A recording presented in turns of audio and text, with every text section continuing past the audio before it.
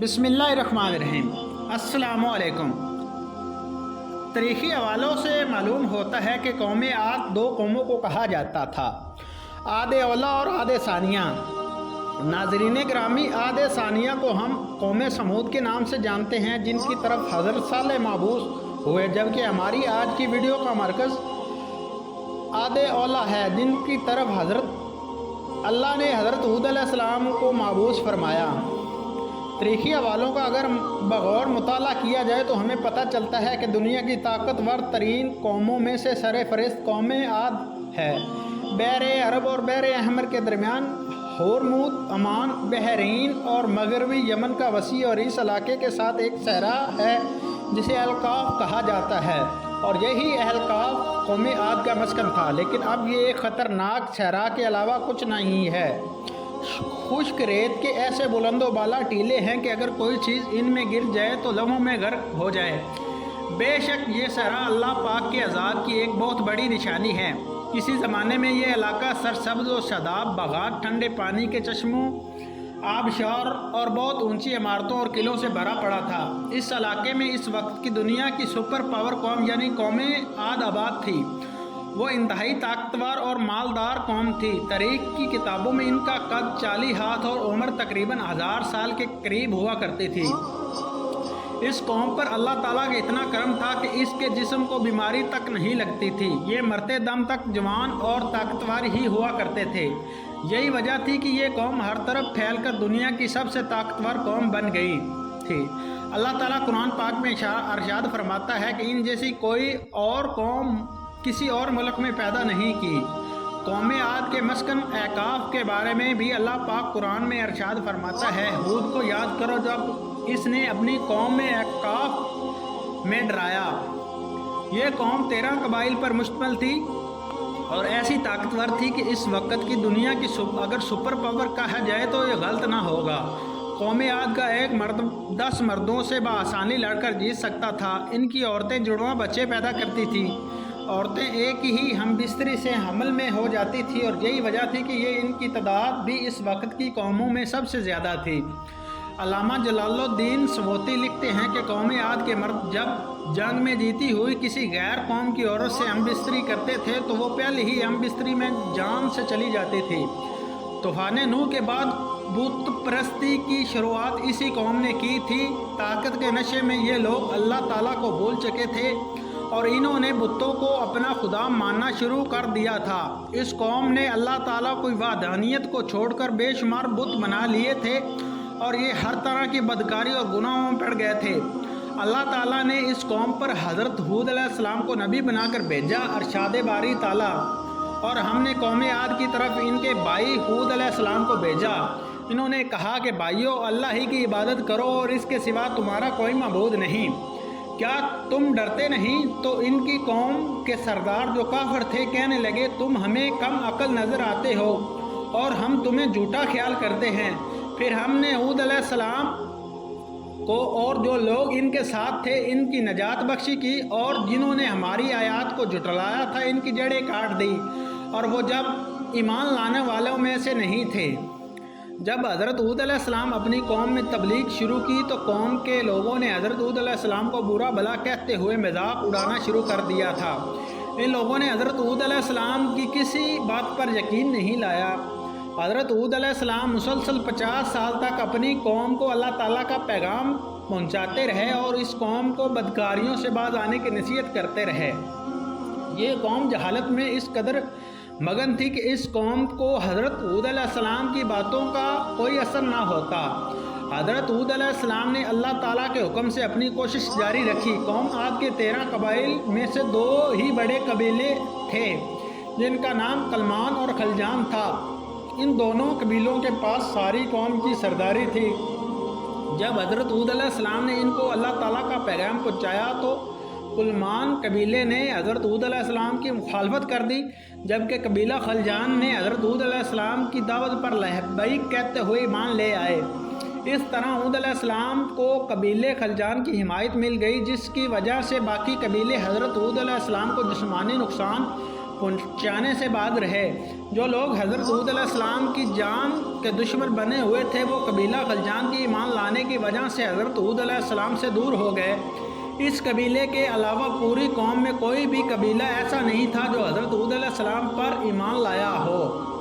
अल्लाह के प्यारे नबी हूद अलैहिस्सलाम ने कई सालों तक तबलीग के बाद भी एक कबीले के अलावा बाकी 12 कबाइल में से कोई शख्स भी ईमान ना लाया, बल्कि वो सब आपको झूठा करार देते रहे। हज़रत हूद अलैहिस्सलाम ने बड़ी कोशिश की कि इस कौम को अल्लाह ताला की तरफ माइल करूं। हज़रत हूद अलैहिस्सलाम की किसी बात का इस कौम में आद पर असर ना हुआ तो मुसलसल जुनाकारी, बदकारी, बुत परस्ती में मगन रहते थे। ये बात हज़रत हूद अलैहिस्सलाम को अच्छी नहीं गुजरती थी। इन्होंने फिर अल्लाह ताला से दुआ मांगने के लिए अपने दोनों हाथ बुलंद किए और दुआ मांगी, ऐ परवरदिगार, इन्होंने मुझे झूठा कहा पर तू मेरी मदद फरमा। अल्लाह ने अपने नबी अलैहिस्सलाम की फरियाद को जवाब में फरमाया, ऐ नबी अलैहिस्सलाम, ये बहुत जल्द अपने किए पर पछताने लगेंगे। अल्लाह ताला ने नबी अलैहिस्सलाम की दुआ कबूल फरमाई और कौम आद पर अजाब की इब्तदा हुई। अल्लाह ताला ने इस नाराली और ताकतवर कौम की तबाही के लिए अजाब भी शदीद ही रखा था। सबसे पहले अल्लाह ताला ने बारिश बरसाने वाले फरिश्तों को हुक्म दिया कि आप इस कौम के लोगों पर बारिश ना बरसाएं। अल्लाह के हुक्म से चश्मे और आबशारें खुश्क हो गईं। चनाचा देखते ही देखते इनकी सरसब्ज़ व शदाब खेत खलियान सूखने लगे और मवेशी मरने लगे, यहाँ तक कि लोग पीने के पानी तक को तरसने लगे। कसीर तादाद में पैदा होने वाले फल और अनाज नापैद हो गए। पूरी कौम खुश्क साली का शिकार होकर बदहाल और परेशान हो गई। अल्लाह ताला ने इस कौम पर अजाब 3 साल तक जारी रखा। हज़रत हूद अलैहिस्सलाम अपनी कौम को इस हालत में देखकर बहुत दुखी हुआ करते। इसी परेशानी में एक दिन आप अपनी कौम से फरमाने लगे, ऐ मेरी कौम के लोगों, तुम अपने पालने वाले से बख्शिश मांगो, इसके आगे तौबा इस्तग़फ़ार करो, वो तुम पर अब आसमान से मूसलाधार बारिश बरसाएगा और तुम्हारी ताकत और क़ुव्वत में इजाफ़ा फरमाएगा। और देखो, गुनाहगार बनकर रूह गर्दानी ना करो। इस नसीहत के बदले कौम के लोग कहने लगे, हूद, तुम्हारे पास ऐसी कोई दलील नहीं कि हम अपने खुदाओं को छोड़कर तुम्हारे खुदा पर यकीन ले आएं। कौम के लोगों पर हज़रत हूद अलैहिस्सलाम की नसीहत का कोई असर ना हुआ। वो हज़रत हूद अलैहिस्सलाम को पागल कहते। नाउज़ बिल्लाह, इस अजाब ने कौम आद को तबाह व बर्बाद करना शुरू कर दिया था। कौम आद के पढ़े लिखे लोगों ने इस पर गौर व फिक्र करना शुरू कर दिया, हमारे साथ क्या हो रहा है। पहले वाली कौमों में मशहूर था कि जब भी कोई मुश्किल किसी भी कौम पर आती थी तो वो बैतुल्लाह शरीफ का ही रुख करते थे, जिससे इन पर से वबाओं का ख़ात्मा हो जाता था। कौम आद के बुज़ुर्गों ने भी फैसला किया कि बैतुल्लाह जाया जाए। चनाचा सरदारों के मशवरे से 90 लोगों का वफ़द बैतुल्लाह शरीफ की तरफ रवाना हो गया। मक्का में इस वक्त के कौम मालिका की हुकूमत थी। इनके सरदार का नाम जरार बिन तारक था। रवायत में है कि जरार बिन तारक की बीवी कौम आद से थी, इसलिए वो जब लश्कर मक्का की सरजमीन में आया तो जरार और इसकी बीवी ने आने वाले मेहमानों की बहुत खिदमत की। इन्होंने बड़े खुशी के साथ इन मेहमानों की मेहमान नवाजी की। हज़रत इमाम तिबरी फरमाते हैं कि 1 महीने के अरसे तक वो लश्कर अपना मकसद भूलकर हर तरह की महफिलों में मसरूफ़ रहा। यहाँ आकर वो सब कुछ भूल गए थे कि हम किस काम आए हैं और हमारी कौम को क्या हाल हो रहा है।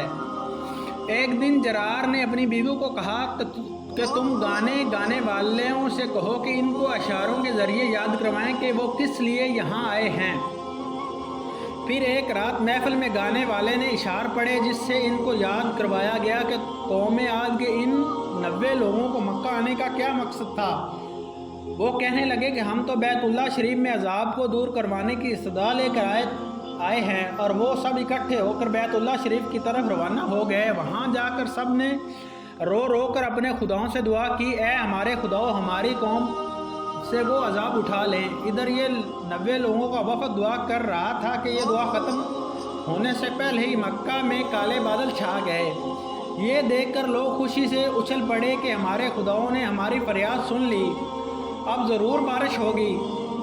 چنانچہ انہوں نے تیاری کی اور اپنے علاقے عقاب کی طرف نکل پڑے۔ لوگوں کی خوشی کی انتہا نہ رہی یہ دیکھ کر کہ جیسے جیسے وہ وفد اپنے علاقے کی طرف جا رہا تھا آسمان سے بادل بھی ان کے ساتھ ہی ساتھ چل رہے تھے۔ حضرت ہود علیہ السلام جب کالے بادل دیکھتے تو وہ سمجھ گئے کہ اللہ کا وعدہ پورے ہونے کا وقت آ گیا اور اب یہ لوگ عذاب میں مبتلا ہوں گے۔ لہٰذا انہوں نے ایک بار پھر اپنی قوم کو مخاطب کرتے ہوئے فرمایا، اے میری قوم، یہ اللہ کا عذاب ہے جو تم پر نازل ہوا چاہتا ہے۔ پھر انہوں نے اللہ تعالیٰ کا فرمان انہیں سنایا، نہیں بلکہ دراصل یہ ابرو عذاب ہے جس کی تم جلدی کر رہے تھے۔ یہ ہوا کا طوفان ہے جس میں دردناک عذاب چلا آ رہا ہے جو اپنے رب کے حکم سے ہر چیز تباہ کر ڈالے گا۔ مگر ان بادلوں کو دیکھ کر بھی جب قوم عاد نے توبہ نہ کی تو حضرت ہود علیہ السلام اپنے ماننے والے ساتھیوں کو لے کر خطیرہ نامی بستی کی طرف ہجرت کر گئے جہاں پر اللہ نے ان سب کو محفوظ رکھا۔ بس حضرت ہود علیہ السلام کی ہجرت کی دیر تھی کہ کالے بادل اور سیاہ ہوتے گئے اور کالا طوفان آ گیا۔ قرآن کریم میں ہے کہ اللہ تعالیٰ نے تیز آندھی کا یہ عذاب 7 رات اور 8 دنوں تک مسلسل جاری رکھا۔ یہ آندھی اور طوفان قوم عاد کی ہر شخص کے پاس گیا اور سب کچھ برباد کر کر رکھ دیا۔ پوری کی پوری قوم اپنے محلات اور قلعوں میں سمیت ریت کے اندر دفن ہو گئی، حتیٰ کہ عقاب کا سارا علاقہ ایک صحرا میں بدل گیا۔ اس طرح اللہ تعالیٰ نے اس قوم عاد کا نام و نشان مٹا دیا۔ ناظرین گرامی، جب بھی بادل دیکھیں تو یہ دعا کریں، اے اللہ پاک، میں اس بادل میں چھپی خیر کا طالب ہوں اور جو شر اس میں موجود ہے اس سے میں تیری پناہ مانگتا ہوں۔ اللہ پاک سے دعا ہے کہ وہ ہم سب پر اپنا کرم اور فضل فرمائے اور ہمیں برگزیدہ بندوں میں شامل فرمائے۔